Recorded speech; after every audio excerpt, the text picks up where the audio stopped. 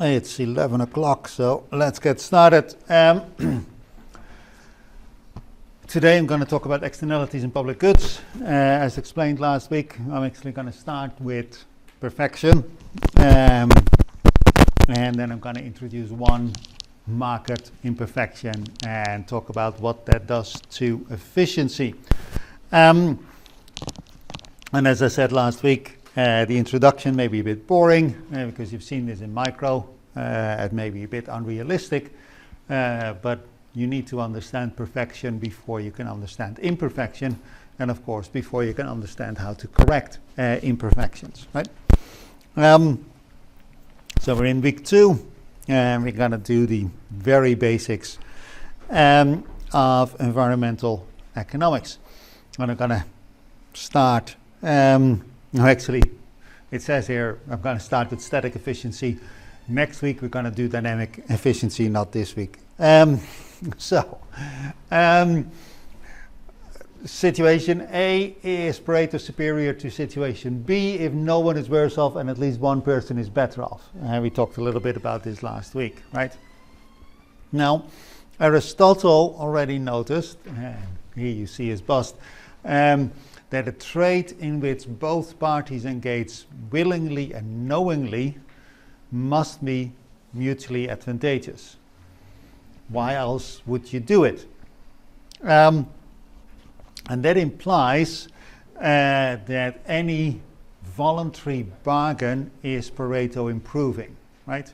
And this is essentially the basis of Smith's invisible hand, right? That it's not by the benevolence of the baker and the butcher that we get our daily meal, but it is their self-interest, and that also happens to improve society, right? And here we see Smith in conversation with Aristotle.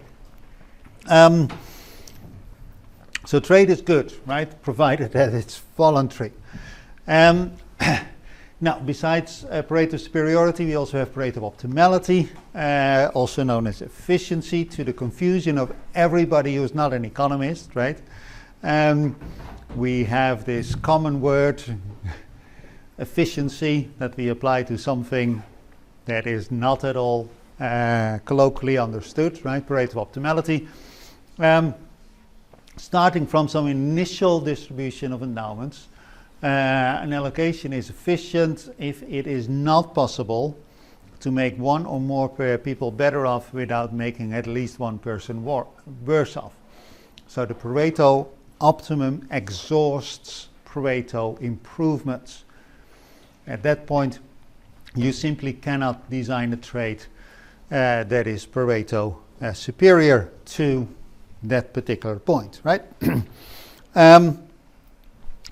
And as I'll show in, no, actually I won't show this, but as you've been shown before, a perfect market is efficient, right?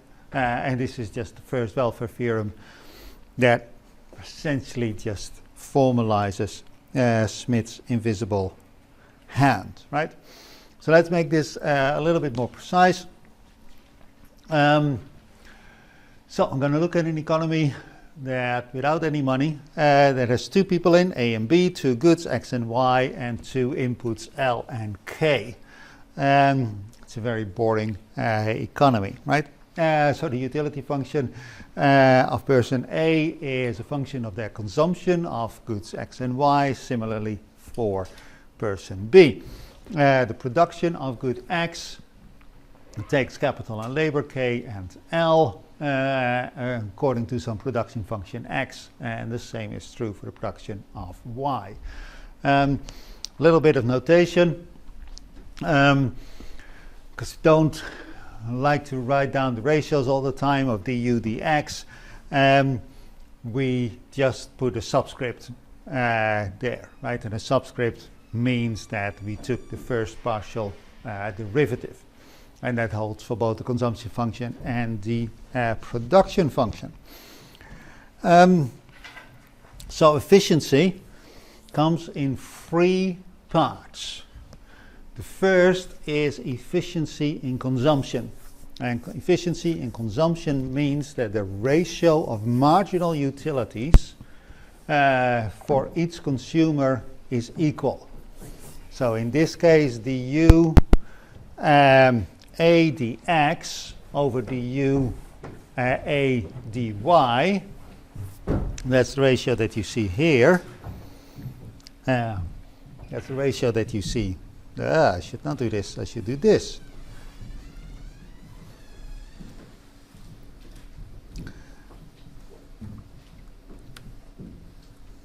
Why do I not have a cursor anymore? What happened to my cursor?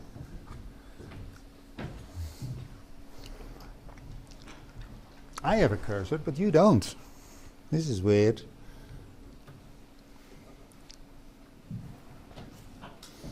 My cursor has disappeared. Sorry, guys. I have fingers, but they are less precise, right? Yeah, far less precise. They don't even reach. So the ratio of marginal utilities of consumer A for goods X and Y must be equal to the ratio of marginal utilities of consumer B for goods X and Y. Now this ratio of marginal utilities for historical reasons is known as the marginal rate of substitution. And it's substitution of consumption goods, not substitution of production. Which I have always found very confusing, but Marshall said this is what it's called, so this is what it's called, right? And this is the criterion for efficiency in consumption. And we need to satisfy this condition, because if not, you can think of a mutually advantageous bargain. So suppose that the ratio for consumer A is 5:1 and the ratio is 1:5 for consumer B, right? So in this case, what consumer 1 could do is swap 1y, which has a low marginal utility, 1, for 1x. X has a high marginal utility of 5, right? So A in this case loses 1, you give up 1y, and you gain 5x, right? So that, or you gain an x and that is worth 5. So that is a good thing. Utility for consumer A goes up by 4. For consumer B, of course, there needs to be somebody at the other end of the bargain. It's a two-person economy, so it's pretty obvious who that other person is at the other end of the bargain. So consumer A gives up 1y and gains 1x. In return, consumer B gives up 1x and gains 1y. Giving up 1x is a loss of 1, but gaining an x for consumer B is a gain of 5. So both consumers gain 4 by this swap, right? So obviously this is a Pareto improvement. So the situation in which those two ratios are not equal to each other cannot be Pareto optimal, right? It cannot be efficient. And if the ratios are equal, then there cannot be any mutually advantageous trade, right? So we need to have efficiency in consumption in order to be efficient, and the condition for that is an equalization of the marginal rates of substitution between consumers. Efficiency in production is essentially the same thing, that the marginal returns on using labor and capital, or the ratio of the marginal returns on using labor and capital for the production of X, must be equal to the ratio of the marginal production, the marginal gains, for using L relative to K in the production of Y. And this is known as the marginal rate of transformation. Again, because Marshall called it that way, not because it's in any way intuitive. And the reasoning here is again the same. If these ratios are not equal to each other, then you could swap, then the producers, one producer could give up some K and essentially shift K from the production of X to Y, say, and in return some labor would switch from the production of Y to X, and as a result we make more of both X and Y, right? So you need to satisfy this condition as well, because otherwise you're simply not at a production frontier. You can just make more of everything using the same amount of inputs. The third condition for efficiency is allocative efficiency, or efficiency in the product mix, or cross efficiency. It comes in three names, where we say that the marginal rate of substitution must equal the inverse of the marginal rate of transformation, and it's the inverse because it's an opportunity cost rather than anything else. And you see it there that the marginal rate of consumption, in this case for consumer B, of X and Y must be equal to the inverse of the marginal production. If we put more capital in the production of Y relative to X, that must equal as well. If this condition is, and then of course by the two previous rules we find the rates of transformation and substitution for the other ones, right? If this condition is not met, then you can rearrange labor and capital not such that you make more of everything, but such that you satisfy your consumers better, because the mix of, in this case, A and B, X and Y is improved, right?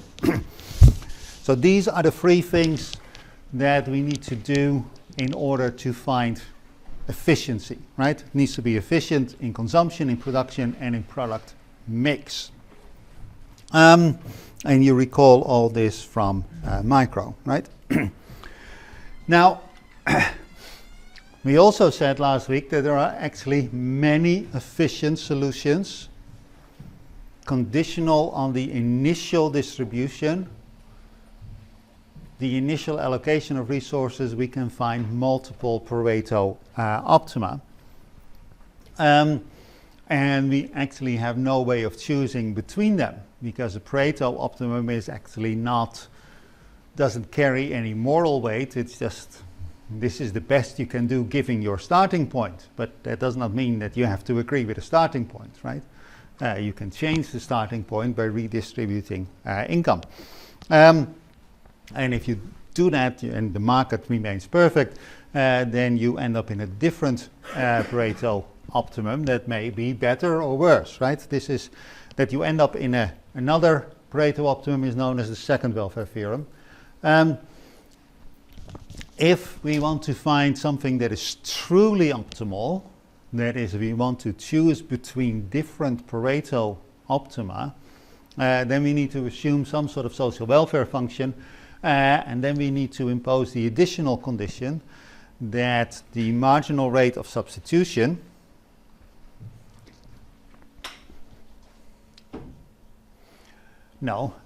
that's the ratio of marginal utilities of consumers A and B is equal to how they change social welfare. So W is the social welfare function, W sub U is the first partial derivative of the social welfare function to the utility. So this is essentially, if my utility changes a little bit, how does social welfare change, right? And WUA is essentially, we're making consumer A a little bit happier by increasing their utility, by increasing their consumption of good X in this case a little bit, and that should be equal to the marginal utility of consumer B, right? And if this condition is met, this very final condition, then you can say we are truly optimal, or at least you can say we are truly optimal given our social welfare function, right? And of course we can dispute the social welfare function. right? So far, so micro. Introduction to micro.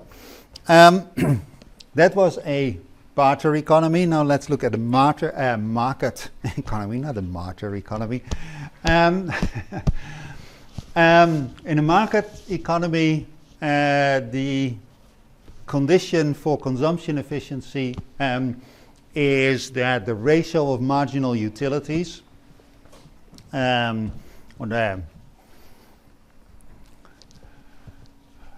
is equal to the price ratio. And that again follows from saying, well, let's assume that they are different. Let's assume that the utility ratio, or the ratio of marginal utilities, is 1 to 5 and the price ratio is 5 to 1. Then what you can do as a consumer, if you sell one X, you can buy 5 in return, 5 Ys in return, right? That's the price ratio. Now, if you sell one X, you lose 1, so you have a loss you have a welfare change of -1. You bought 5 Y in return, so it's 5, but the marginal utility of Y is 5, right? So you gain 25, you lose 1, so you're 24 better off. And these sort of transactions is not possible if this ratio is equal to this ratio. If they're both 1 to 1 or both 5 to 5, then you cannot improve your consumption or the utility of your consumption by giving up part of your consumption bundle, selling that on the market, and buying the things that you care about more in return. That does not work if these ratios are equal. Because then if it's 1 to 1, then for every X that you sell, you can buy 1 Y. So you give up 1 and you gain 1, and you're just as well off, right? So if we have a market where everybody faces the same relative prices, then that market delivers consumption efficiency, right? Similarly, on the production side, where the marginal product of good X in labor relative to the marginal product in good X to capital should be equal to the price of labor relative to the price of capital. So the marginal product is essentially how much do you gain by making it, right? And the price is how much does it cost you to get it, right? So essentially this says if I put in one additional unit of labor, how much more X can I make, right? And of course everything is relative, right? Now if all producers face the same input prices, that is, they all operate in the same capital market and they all operate in the same labor market, then they face the same relative prices, and this establishes equalization of the marginal rates of transformation, right? So again, the market establishes efficiency of production, just as it does efficiency of consumption. And the same is true for product mix efficiency. If we assume a perfect market, then, that is a lot of competition, then the price that companies get for selling good X is equal to the cost of making X. So there's no markups here, there's no monopoly power, there's no distortions of any kind in this market, and in that case you sell at the cost price, right? at the margin, right? And if we impose that condition there to your very left, then all the rest follows. And through substitution and by sticking in the other conditions that we had, you indeed find that the price ratio, Px versus Py, is equal to the input price ratio times the marginal product, or the inverse of the marginal product. And we have established product mix efficiency. So a perfect market, in this case a perfectly competitive market, previously we just had that everybody faces the same price, which is not the same as saying that the market is perfectly competitive, but now we have that everybody sells at their cost price. We have that the market also establishes efficiency of product mix. So this is all old news. And it's a wonderful result. It's also entirely unrealistic, right? Because there are very few markets without imperfections.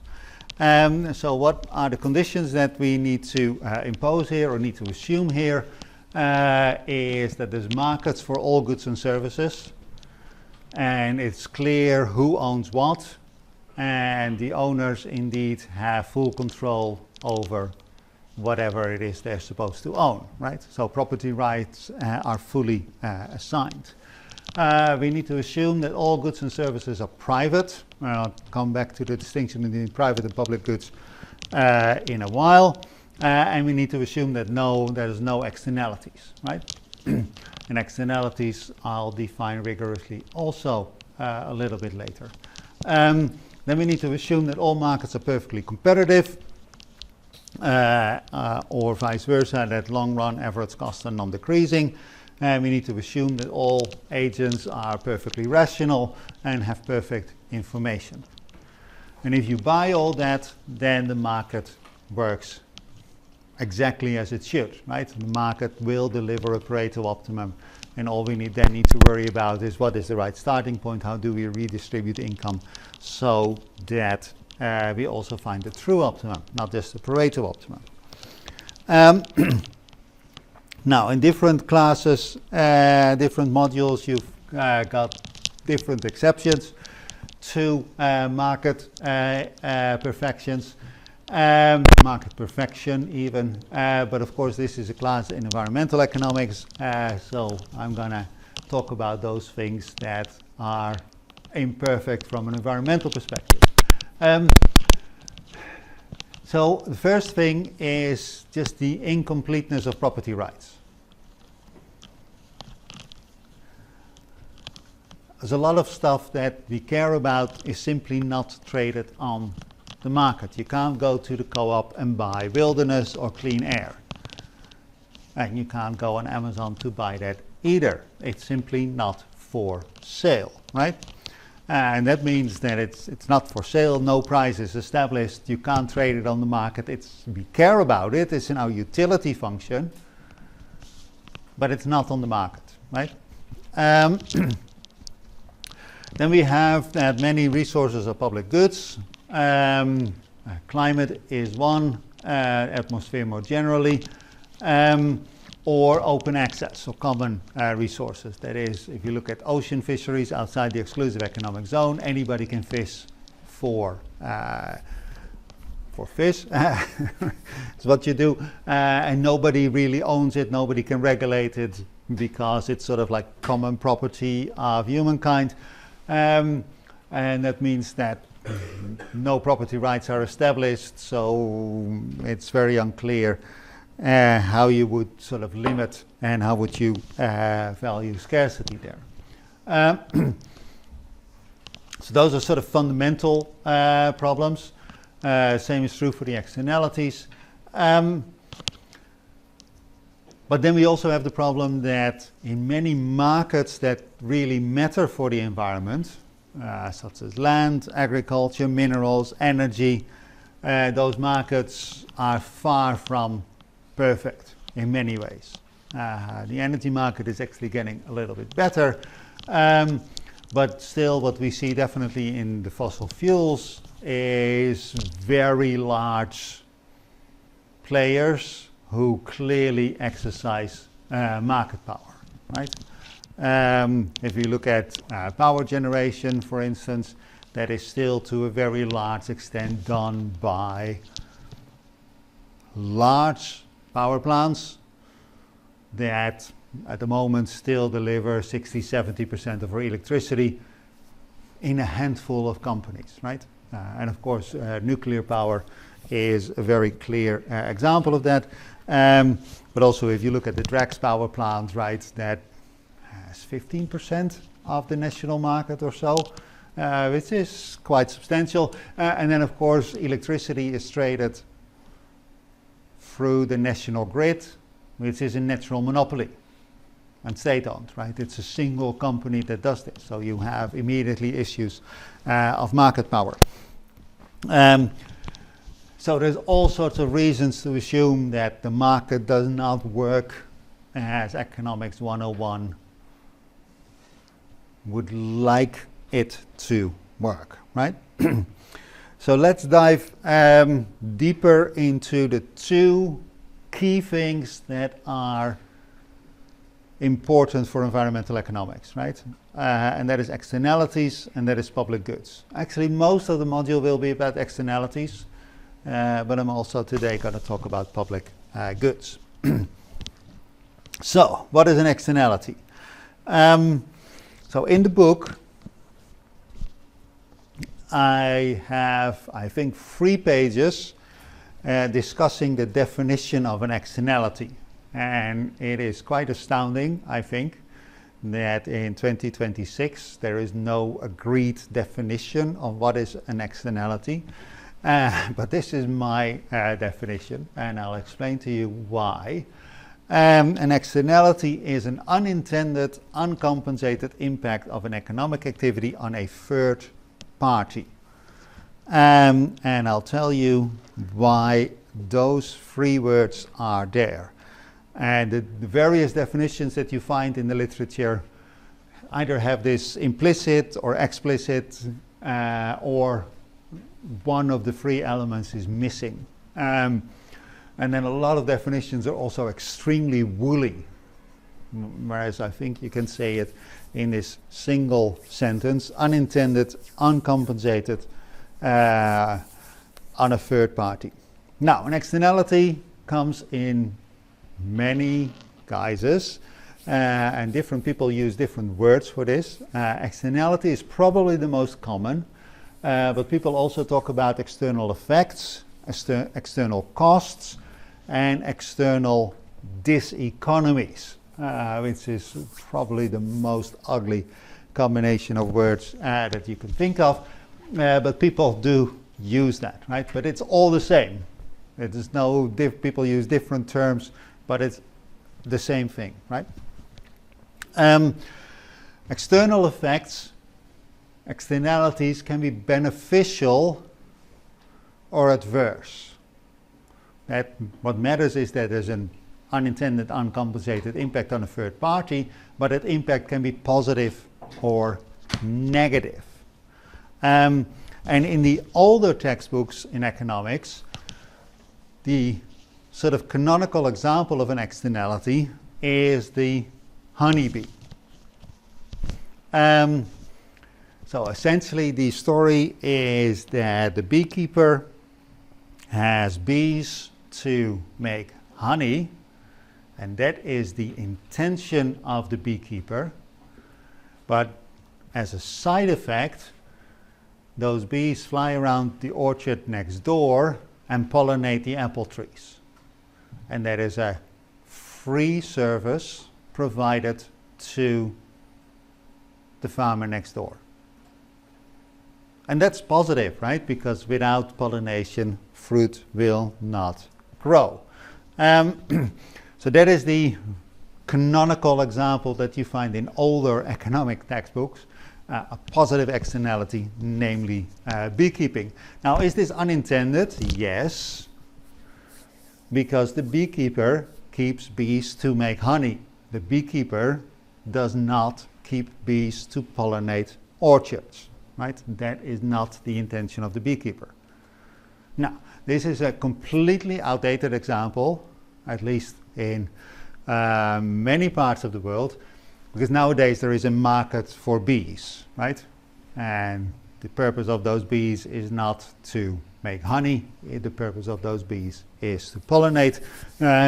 Of course, you may have heard of the stories of what particularly neonicotines are doing to bee colonies, and people are now working on mechanized bees, essentially tiny little drones that could do the pollination. But let's stick to the old traditional story, right? The beekeeper keeps bees to make honey, and as an unintended side effect, fruit trees are pollinated. In the olden days, also, there was no compensation from the farmer to the beekeeper, right? This was a free effect, right? So uncompensated, and it's on a third party, right? In this case, actually, there's only two parties, but and it's an economic activity, it's a production activity rather than an economic transaction, but it's a third party in the sense that the orchard is owned by somebody else who has no part in decision making on the bees, right? Or at least that's how it used to be. So why are these three words important? Let's start with unintended, right? So you could sort of like think back a few days, Solanke scoring against Manchester City, right? That benefited Arsenal, right? Because now they're further ahead in the Premier League. And you could say, well, Arsenal was not on the field, so they are a third party in the match between, what was it? Was it Spurs against Man City? Now I need to get my facts right, right? But Arsenal was not on the field, so they're a third party. But it was not unintentional. Solanke wanted to score, and his coach and his team wanted him to score. That is why they were on the field, right? Now, these things where two people are battling it out in a market and there is an effect on a third party, but that is intentional. The actors both do what they want to do, in this case score goals. Those things are called pecuniary externalities. And the weird thing about pecuniary externalities is that they're not externalities. They do not threaten efficiency in any way. They do not distort the market. Another example of a pecuniary externality is if Samsung put a better mobile phone on the market and hurts the market share of Apple or with its iPhone or some other company, Nokia or Huawei or something like that, right? That is an effect on a third party, but Samsung does this deliberately, right? They want to outcompete the competition, right? Of course, it hurts the competition, but that is the intention, right? So pecuniary externalities are in case the impact is intended, right? And therefore they're not externalities, they're just called pecuniary externalities. It took economists a long time to sort out this difference. We also have externalities that are compensated.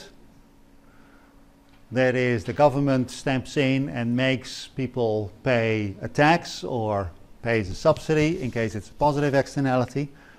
or perhaps the tradable permits or something like that.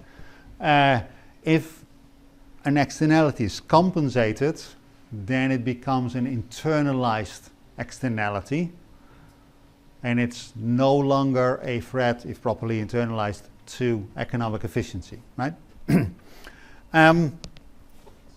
Now, the third component of the definition is that an externality is on a third party. And I think that is important, definitely with all the stuff that we've been seeing in behavioral economics, and Freya reminded us, or at least some of us recently, that if you do something that doesn't hurt others, but hurts yourself because of a lack of self-control or because of addiction or things like that, then an externality on your future self is known as an internality. And they need to be treated differently because it's not really, it still leads to inefficiency, but government action is very, very different there than what you do with an externality, because and the morals and the ethics are also very different, because now you're hurting yourself rather than hurting somebody else. Hurting somebody else is unambiguously bad. Hurting yourself requires a degree of paternalism to say we're going to step in, right? So that is an externality. Now, as I said, the prime example in all the textbooks is, and still in many current textbooks, is the positive externality, that is the B. But of course, we're in environmental economics, so we are talking about negative externalities. The first one to write about negative externalities in the economics literature was Marquis de Condorcet, who you may have come across because of his role in voting. But in 1776, he wrote about agricultural activities corrupting the air, causing illnesses in neighboring homes. Right? There's Marquis de Condorcet. The picture that you see here is not 18th century France, as you may have guessed. This is somewhere near Delhi a few years ago, right? Where, because a lot of farmers in India do not have heavy equipment, they cannot plow in the crop residue, as people do in this country, right? If you have a field of wheat, you take out the ores and you let the rest just in the field, and then you put on the plow and you plow it under, and that actually recycles a lot of the carbon back into the soil. It's good for the soil essentially, and good for the crop next year. But if you don't have a heavy plow, or a plow heavy enough for the soil that you're on, then the next best option is to just burn the field, right? That is a way to get rid of crop residue, and that works fine for the farmer. But if you're in a city like Delhi, surrounded by a lot of farms, and all the farmers are burning their crops at the same time, you have a lot of really bad stuff coming towards you. Because you burn at a low temperature, you have incomplete combustion. So it's not so much that you put a lot of CO2 in the atmosphere, which you also do, but also with incomplete combustion, you generate all sorts of bad shit known as volatile organic compounds. It's really bad for your lungs, carcinogenic, and what have you. Now,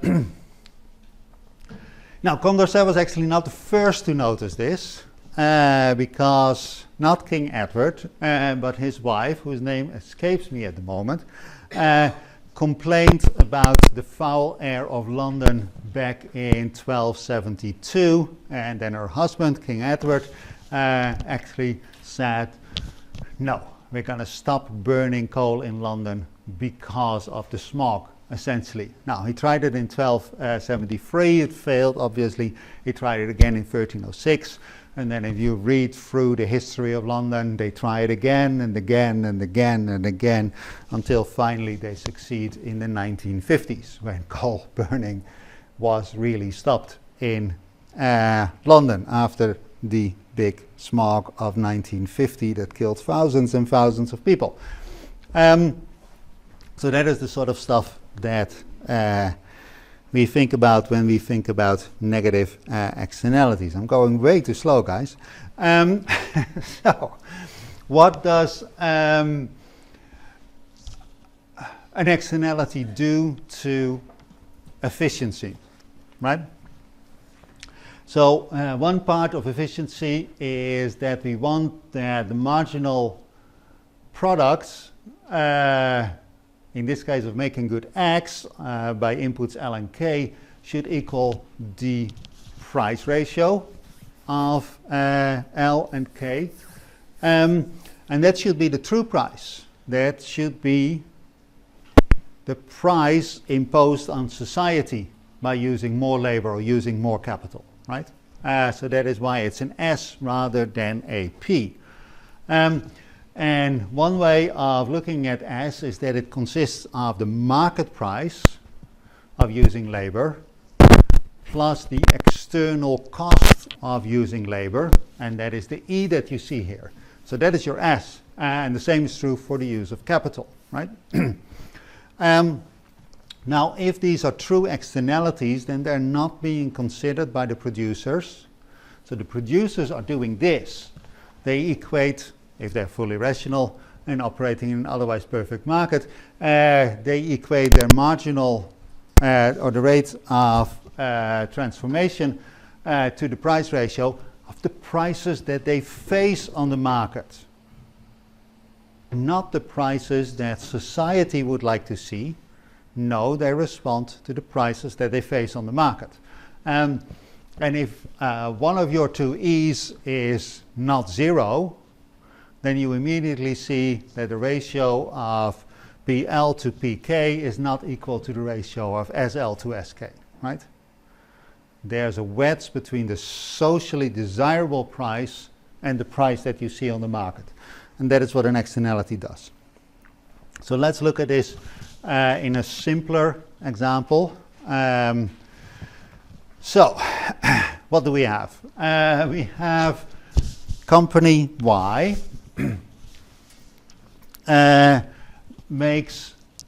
company Y makes good Y, and it only uses labor in its production.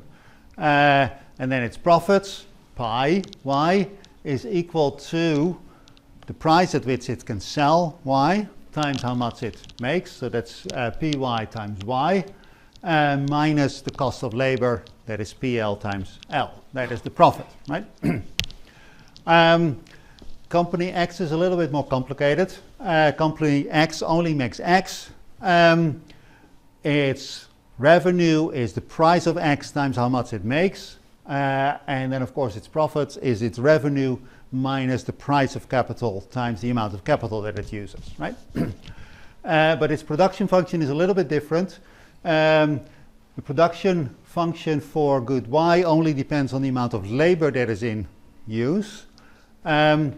The production function for good X is the amount of capital that you use, but also the amount of labor that the other company uses. And then some transformation of that labor. That's why it's a function ML. Now, this is a silly model, right? It's highly stylized, and that is just to make the maths simple. But the way to think about this is perhaps the workers of factory Y, when they get to work, cause congestion, and that sort of like gets in the way of the driverless cars, because it's a company without labor, of company X, right? That is how you can conceptualize this model, right? And the reason that it is such a silly and such a simple example is because this makes the maths much simpler. So, company Y wants to maximize its profits, so it takes the first partial derivative of its profit to the choice that it makes, the labor that it puts in. So that is the price of Y times the marginal product of making Y to L minus the price of L. That must be equal 0. And similarly, company X does the same thing. Px xk minus pk must be equal to 0. And the implication is that Px is Pk over Xk, right? And then ditto for Y. So that is how the market would solve this, right? Now, let's not have the companies maximize their individual profits, but let's maximize their joint profits, which is what you would do if you want to maximize social welfare rather than individual welfare, right? So we want to maximize the profit of X plus Y, which is just the sum of the profits, right, of the two. So nothing has changed.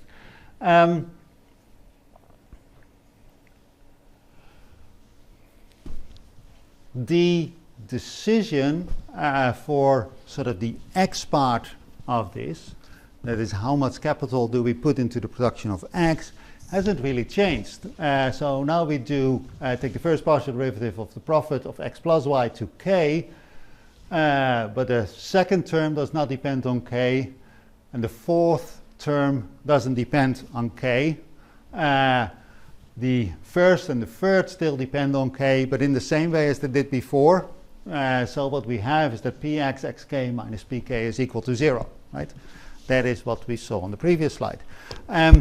If we now decide on how much labor to put into the production of Y, we still find that the second term and the fourth term are as they used to be, and find a marginal condition of Py YL minus PL, but now we have a third term because the first term in the profits also depends on L, right? So what we now have is this term here that used not to be there in the individual optimization, that is the retail price of X times how much X is affected by, let's say, congestion, times how much congestion is affected by the amount of labor that we use for the production of the other good, right?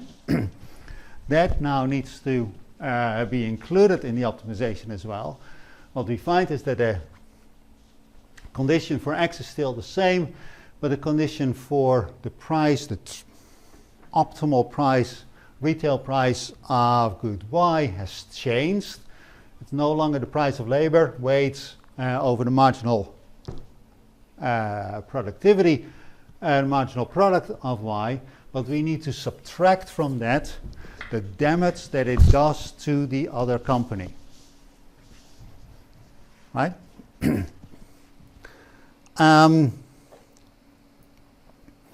So that is the social optimum in this case. Now we can go back to a decentralized optimization and just make a guess and say, well, using labor is bad. Again, this is a stylized example, right? So don't take me literally. So let's put a tax on this, right? Let's say we want to we think that using too much labor is bad because it causes congestion, it hurts the other company. So we're going to impose a tax on that, and we're going to call the tax tau, because we want to show off that we understand Greek, right? So that is the individual optimization now with tax. Nothing changed for company X, right? So its first order conditions for optimality are still the same. Px xk minus Pk is 0. First order condition for company Y has changed. It's still Py Ly minus Pl, but now we also, for every unit of labor that they use, they pay a tax, tau, right? That must equal 0. And that means that the sort of retail price is now PL plus tau over YL. Of course, if you set tau equal to 0, then we're back into the original optimization. In the joint, in the original case, right? In the joint optimization, we find that Py must be equal to this term here. So if we set tau, the tax on labor, equal to the retail price of the good that it does damage to, times the damage that is done, right? This is how congestion changes. This is how congestion affects production. If we set tau equal to that, we are back into the social optimum. This tau is known as the Pigou tax. Some people call it Pigovian tax, but it's the same thing. Pigou has fewer letters, and therefore we should call it Pigou tax. And the Pigou tax is that tax that exactly restores the social optimum in case there is an externality. Now, this is Pigou. This is entirely unfair because our modern conception, our contemporary conception of Pigou taxes has nothing to do with Pigou and has everything to do with this guy here, Bator. It was James Mead who sort of like first transformed the very woolly language of Pigou into mathematics, but everybody ignored what Mead did, and everybody's following Bator. So really it is the Pigou-Bator tax, or maybe even the Bator tax that we're talking about, but that's what it is.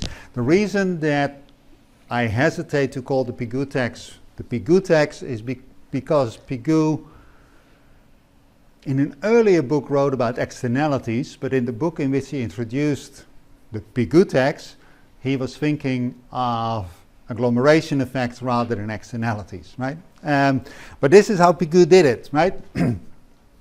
And this is the original definition of the Pigou tax. This is lifted straight from the book.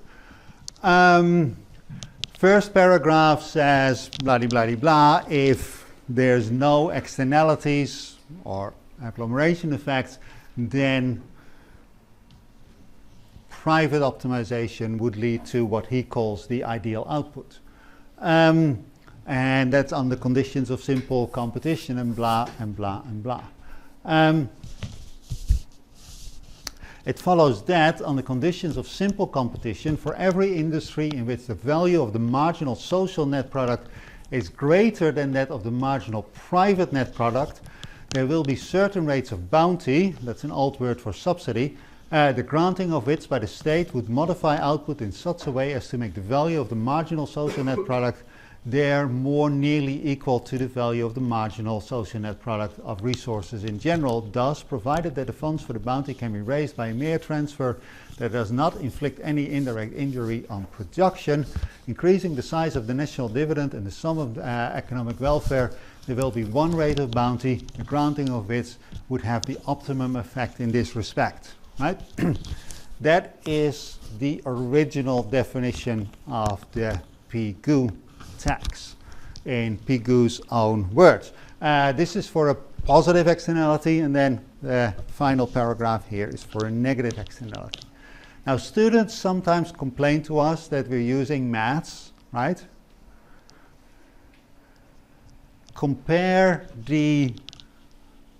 This is hard going, right?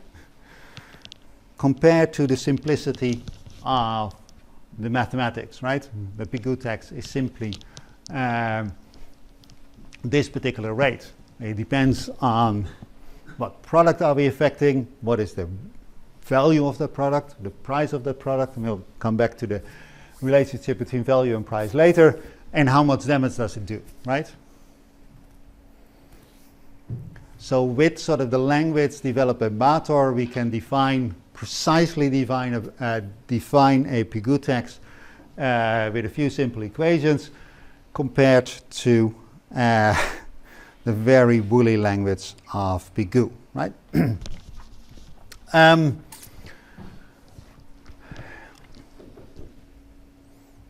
Yes, I'm going to finish this chapter and then we're going to break, right? There is a lot of talk about the Pigou tax. Some people refer to this, particularly people who are not economists, as the Pluto-Pace principle. There's two differences between this. First, the Pluto-Pace principle just established, there's actually one difference here. The Pluto-Pace principle just establishes the principle that the polluter should pay, right? Whereas the Pigou tax specifies how much the polluter should pay, right? So it's not the same. The Pigou tax is a refinement of the polluter pays principle, and the polluter pays principle is, of course, a legal and moral principle rather than an economic one. There is also a little bit of confusion in the older literature, again, about Pigou taxes. And that confusion came from James Buchanan, who won the Nobel Prize in Economics. And Buchanan argued that in order to establish Pareto optimality, the revenues of the Pigou tax should go to the victims of pollution. And then Baumol came along and said, no, sorry, James, you're wrong, right? And Buchanan's confusion is can be understood as follows, right? So what a Pigou tax does is it restores production to its social optimum. By taxing the negative externality, you do less of the polluting activity, and if it's not just a tax, but it's the Pigou tax, you actually do it to the exact right amount. And then the externality is internalized, and you're fine. You're back in the Pareto optimum. But then the government has, if it is indeed a tax, has a bit of revenue, and the government can do things with that. And Buchanan said, well, that money should go to the victims of the pollution, those who suffer the consequences of the negative externality. But that is an income transfer. There is a pot of money that the government has and can spread around the population, or can do whatever it wants with it. But that is an income transfer. That does not change behavior. It does not change relative prices.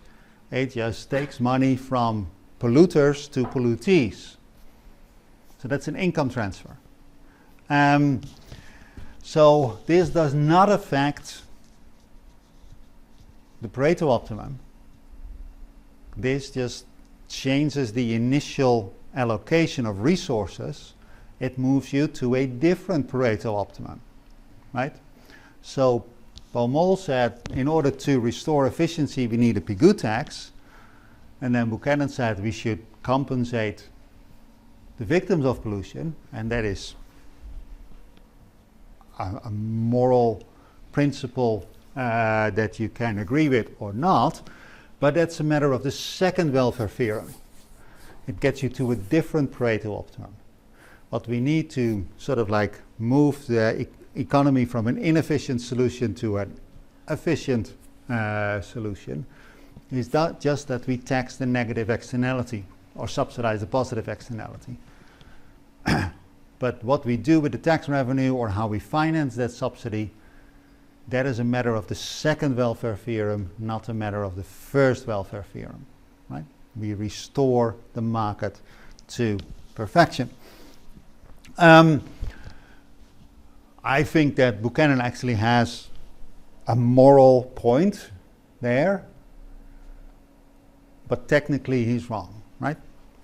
We talked about externalities, and that's what most environmental economics is about. I'm also going to talk about public goods, which is actually more in the realm of resource economics. I'm going to start by talking about property rights. So if you ask a lawyer, then property rights come in three parts: the right to use, the right to exclude, and the right to destroy. As a University of Sussex student, you have the right to sit in our library. You do not have the right to throw somebody out of the library. right? So you have the right to use, but not the right to exclude. In your apartment, you obviously have the right to use, but you also have the right to throw me out in case my presence is unwanted, right? Which I guess it is. So you have both the right to use and the right to exclude. But because it's rented accommodation, you cannot let it go to ruin. Now I own the property that I live. I have the right to use, obviously. I have the right to refuse you entry. But I also have the right to let it fall to ruin, right? I also have the right to destroy my own property.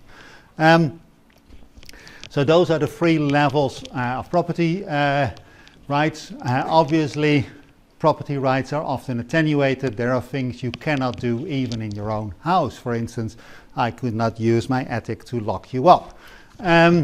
So even though it is mine, I cannot do whatever I want there, right? So that is important to keep in mind. Now, what are public goods? Public goods are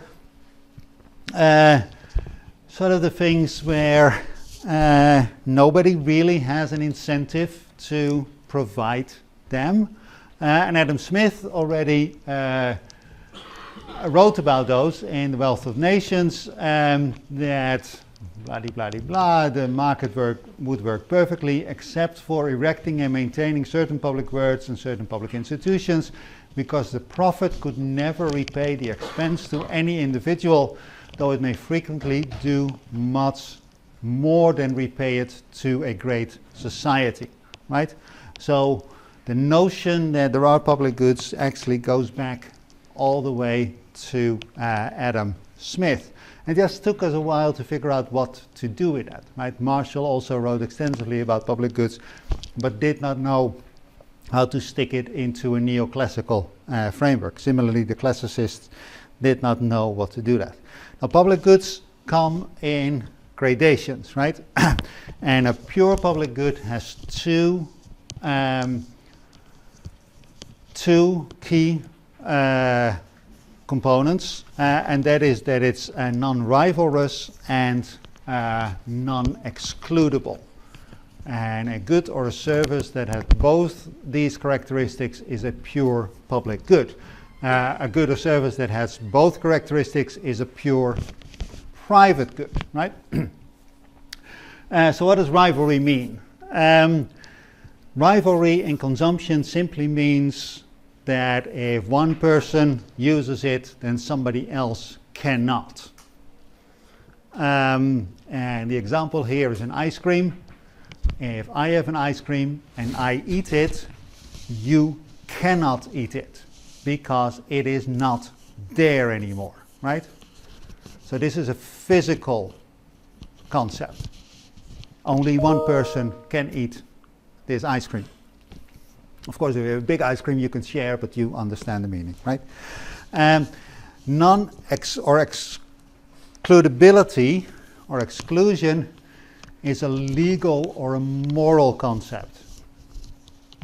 If I buy an ice cream, you may not eat it, because that would be theft, because it's my ice cream. Obviously, you can eat it before I do, but that would be a bad thing to do, and it would be illegal, right? So excludability is a legal or a moral concept. Rivalry is a physical concept, right? Now, if a good is both a rival and excludable, it's a private good.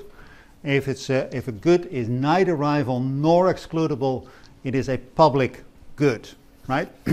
The canonical example of a public good is the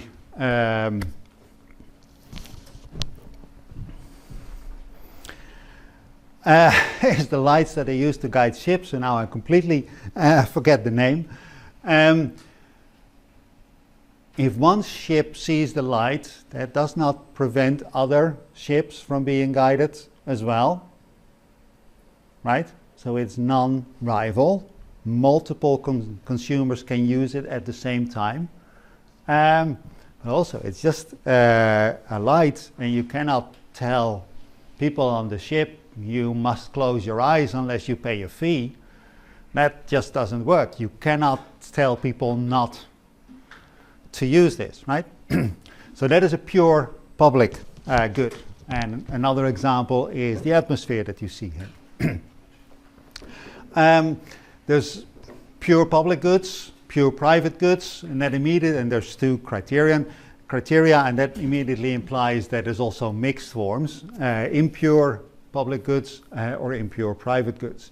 The first one is the commons good, where there's rivalry in consumption, but there's non-excludability. And the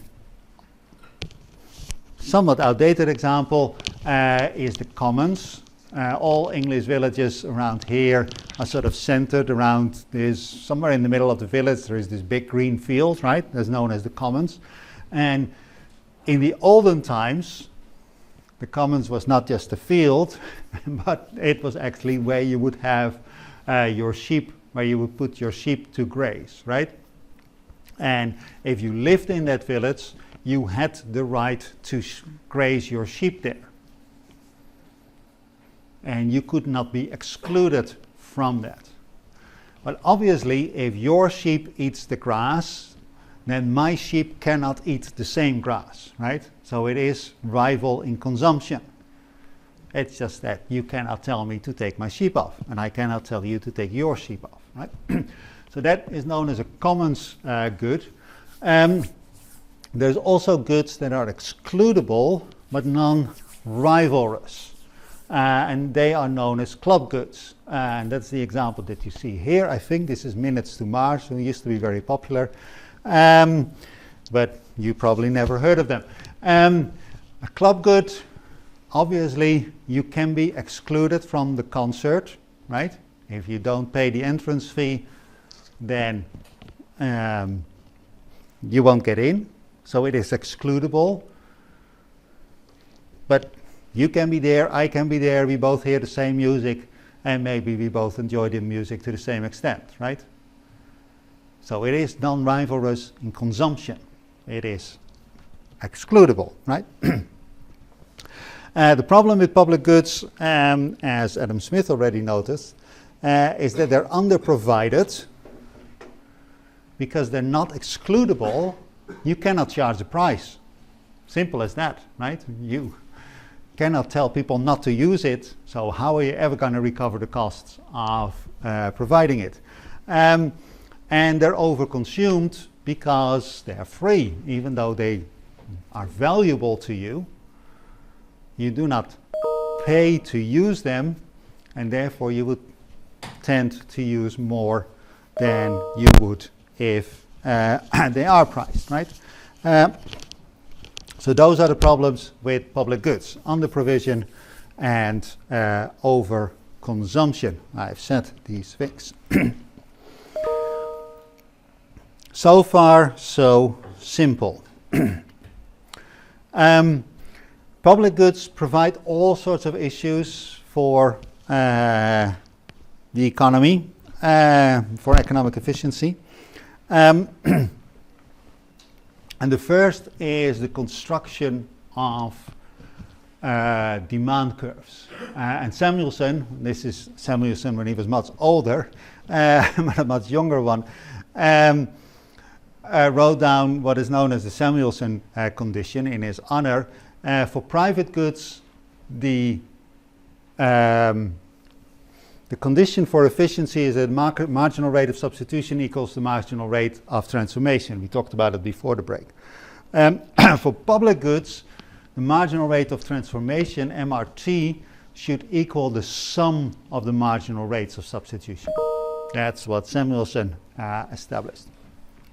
And that means that instead of vertically aggregating demand curves, we should horizontally aggregate them.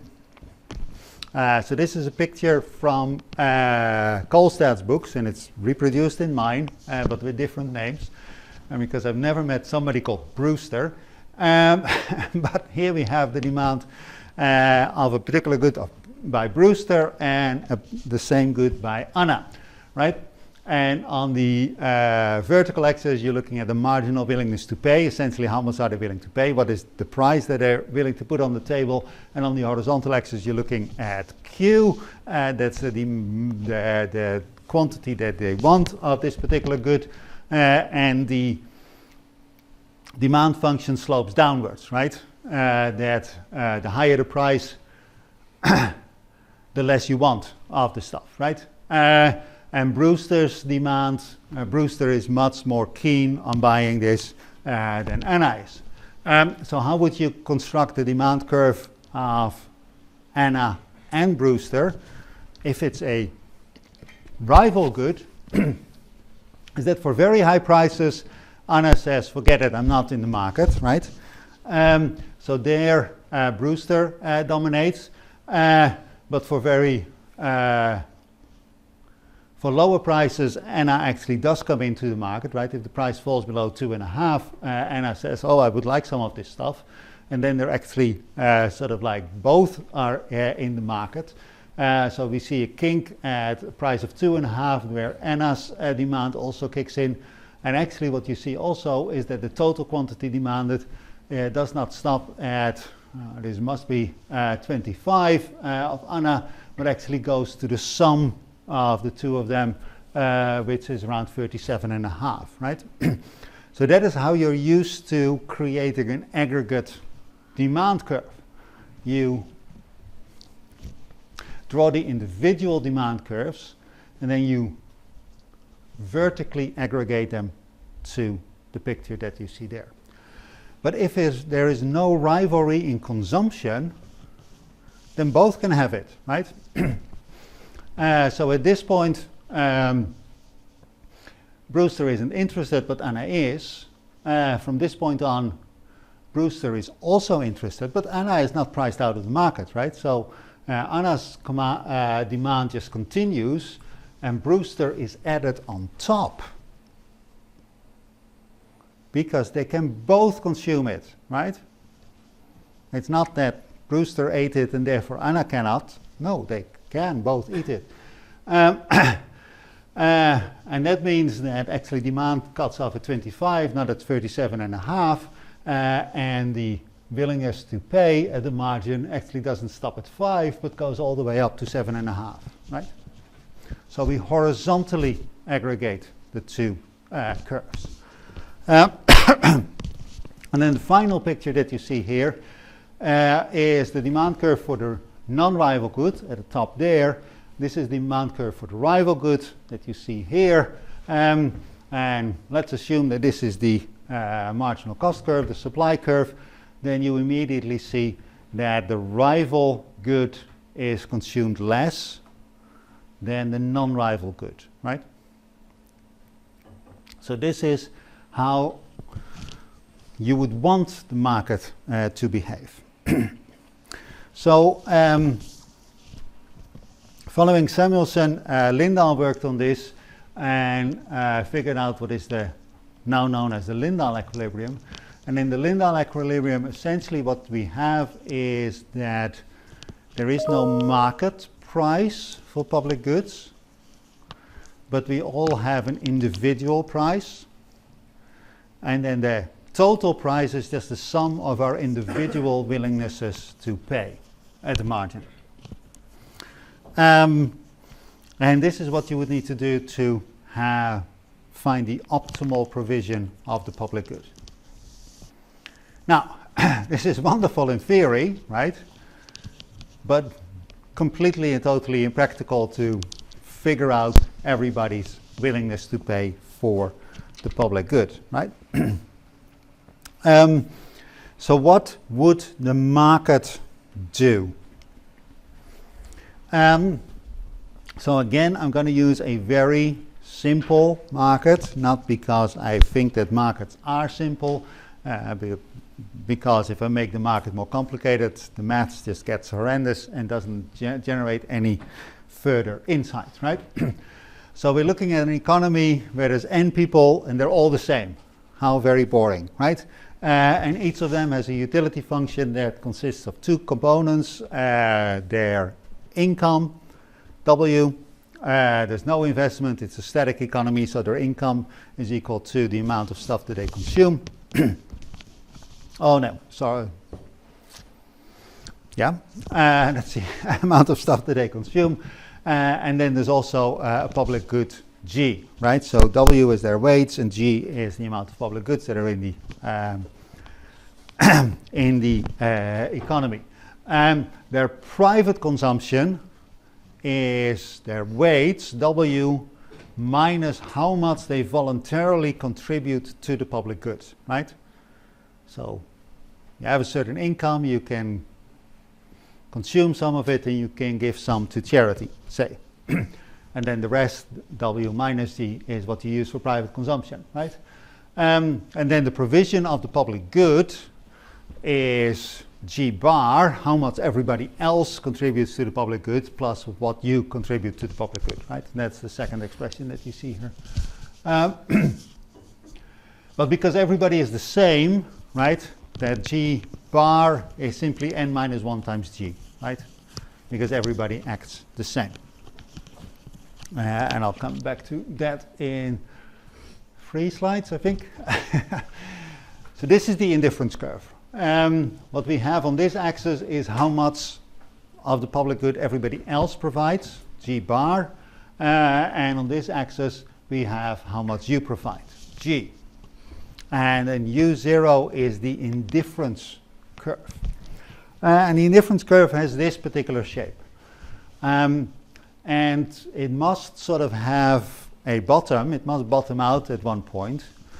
Because if there isn't much of the public good provided by everybody else, and you value the public good, it enters into your utility function, then you're going to provide some of it yourself, right? So it must bottom out. Then when others start providing a bit more, you can do a little bit less, and you're about equally happy. If others start providing more, you also, if others start providing more, you also provide more and more. You're essentially crowding out your private consumption, but you have lots and lots of the public good. And that's fine too, right? You're indifferent between the two. So it sort of slopes up here, also slopes up here, and it bottoms out. That's the key point. If there isn't enough provided, then you would do some of it yourself. Now, if others start providing more of the public goods, then 2 things happen. One, your utility goes up because there's more of the public good, but also because of decreasing returns to the consumption of the public goods. And you sort of think, well, I need to do less, right? I'm going to buy more private stuff, but I'm going to provide less of the public good. So the point where this is sort of minimized, if G goes up, you're right. If G bar goes up, G goes down, right? So the minimum shifts to the, for you guys left.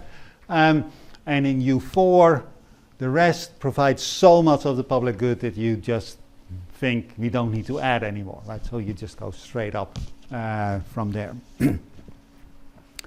So the line that connects all the minima of the indifference curve is the best response. Best response in the Nash sense of the word. This is your optimal response to how the rest of the economy behaves, right? Now, let's look at the supply curve. The slope of it is n minus 1 because everybody's equal, right? That looks as follows. Of course, entirely hypothetical, right?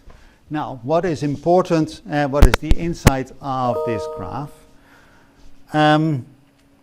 The market, the social optimum is where the marginal cost of supply equals the marginal utility of having this thing supplied, right? So the social optimum is where the supply curve just touches the indifference curve. So that is point E, and the amount of public good provided is G star, right? The market, well,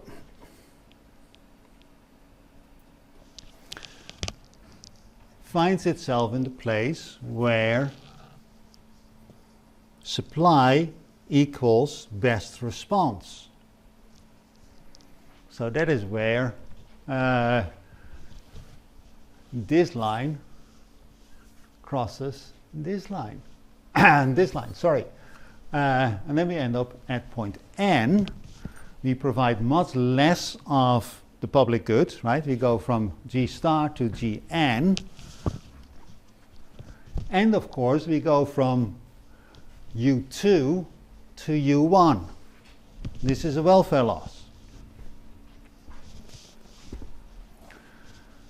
So if we let the provision of a public good to the market, we go to voluntary provision of the public good, we undersupply and we lose welfare, right? That is what this graph shows. I've made this particular point. So under provision and over consumption. Can we see this? This is an example of fisheries near Argentina, right? So we have Argentina here the Falklands. This is the exclusive economic zone of Argentina. And we're going to look at fisheries around this trajectory here. So if you're in the dark blue area, you need permission to fish from the government of Argentina. If you're to the right, to the east of that line, you're in the open ocean and you can do whatever you want, right?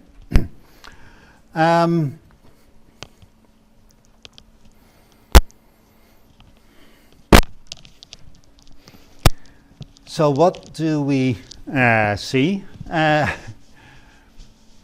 Here, we're looking actually at this transect here, right? Now I forget.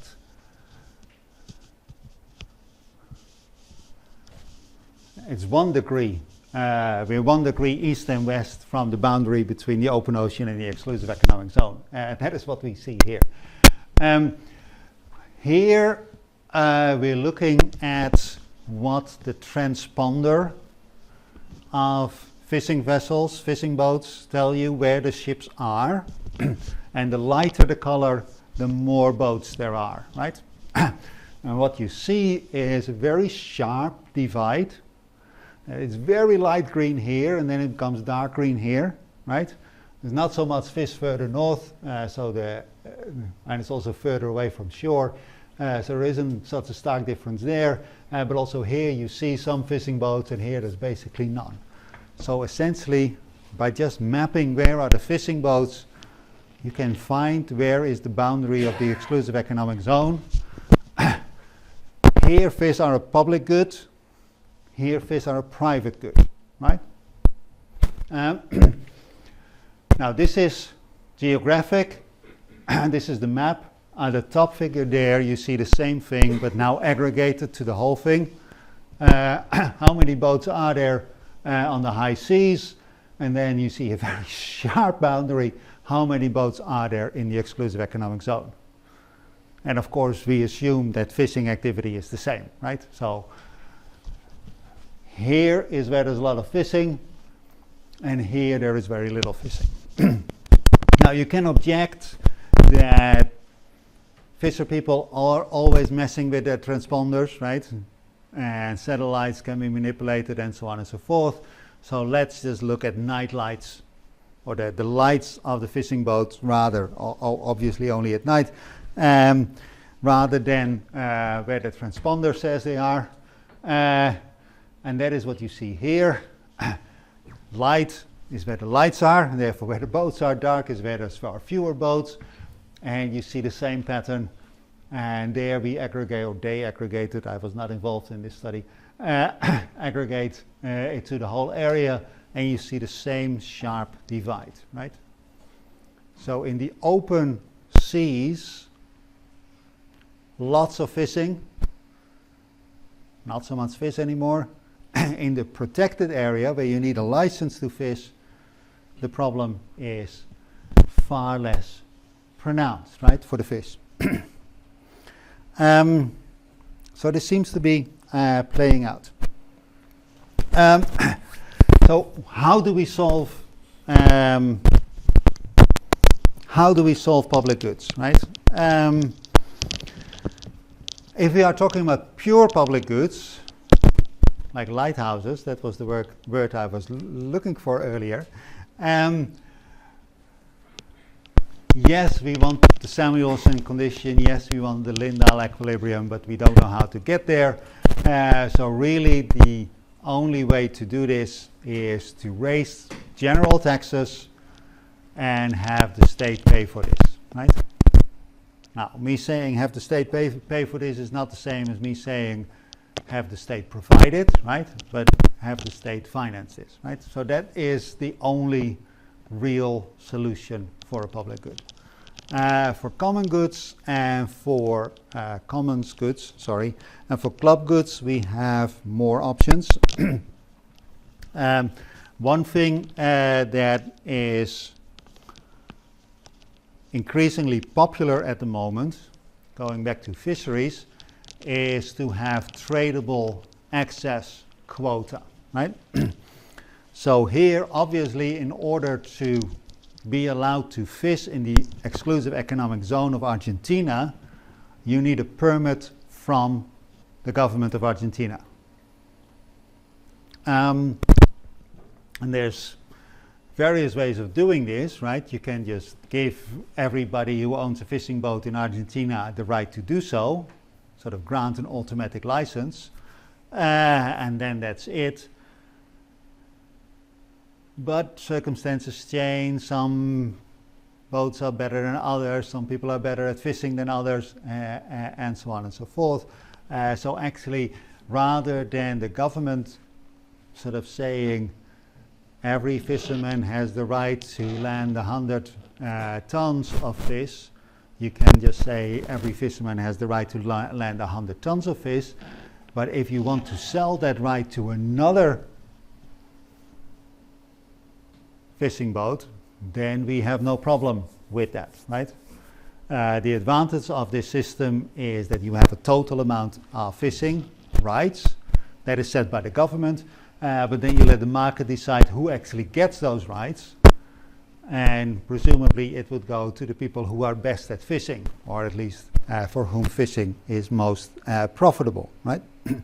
So that is fairly popular, has been tried by now in many circumstances. I think New Zealand was one of the first to try this successfully, and it's been rolled out in many other countries, including countries that are not so well developed, such as Indonesia. And this works, right? Another example of a commons good is the highway, right? Where you cannot be excluded. That is, if you have a car, you're not allowed to go on there with your donkey or with your bike, but you are allowed to go on the highway if you have a car, and nobody can tell you that you can't, right? So it's non-excludable. But if there's too many cars on the road, then traffic doesn't flow, right? So the economists have been arguing,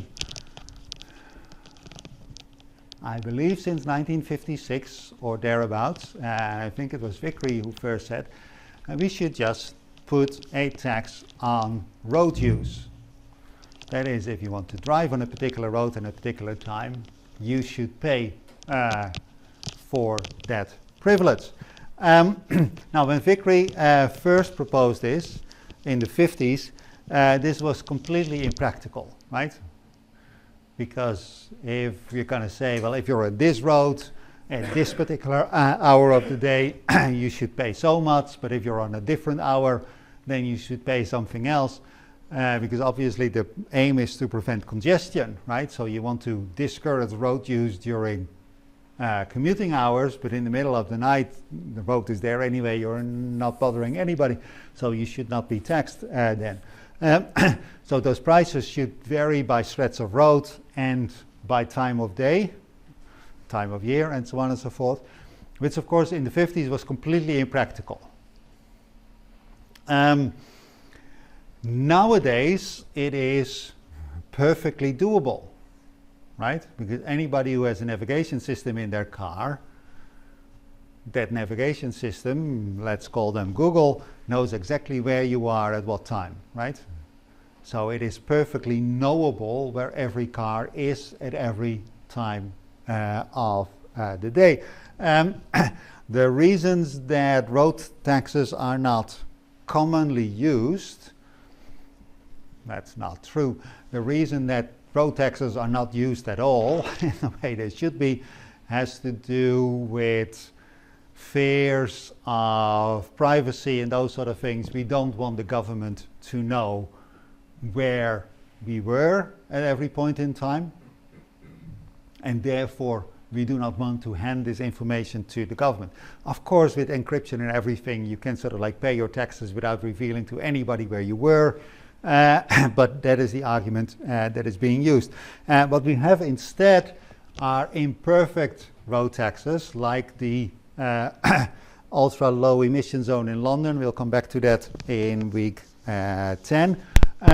This is an example from New York, where they recently introduced congestion pricing. Not really congestion pricing, really what they have is on some of the islands that make up the core of the city. Obviously you need to get in there via a bridge and the toll that you pay on that bridge differs depends on the time of day, right? So it's a variable toll depending on how busy the city is expected to be. It's not a true road price. So what did that do, right? It was introduced in January 2025. It was introduced in January 2025. The paper is from December 2025. So this is 2024, this is 2025. What you're looking at the top is the effect on the average speed in New York City, which went up, right, after road pricing was introduced, and it's a pretty hefty charge. And that is exactly what you would hope, right? The whole purpose of road pricing is to avoid congestion. And if speed goes up, that means that there's fewer cars getting in your way, right? So that was the main effect. Here we're looking at some of the other effects. Fuel consumption went down. That's the top one that you're looking at, which is good for the environment because CO2 is directly related to fuel consumption. So CO2 emissions went down. You may ask, like, why? They drove faster. How can fuel consumption go down? Actually, the silliest thing you can do in a car is just have it run and not move, right? You still emit a lot of stuff, but you're not getting anything out of it, right? And that is what you see here. There's just speed goes up, and that means that journeys get shorter. That means that the cars don't sit idling all the time. So fuel consumption goes down as a result. PM2.5 did not change. That is a bit of a surprise to me. Then the red ones are economic effects. But yeah, this worked, right? Even though it's an imperfect road use. And it also helped improve at least part of the environmental problems. So that is a second thing you can do with commons goods, that S should be in there. Another thing, and this goes back to Eleanor Ostrom that you see here is that you can use social sanctions. And this works in small, stable societies. So Ostrom studied a lot of more traditional societies and how public goods were provided in traditional societies.